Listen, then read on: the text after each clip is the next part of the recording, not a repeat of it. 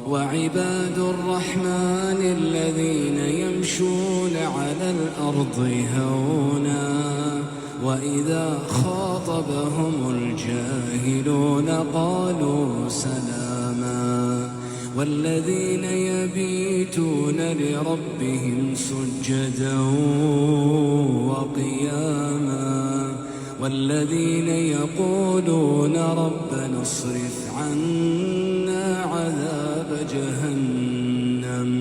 ربنا اصرف عنا عذاب جهنم إن عذابها كان غراما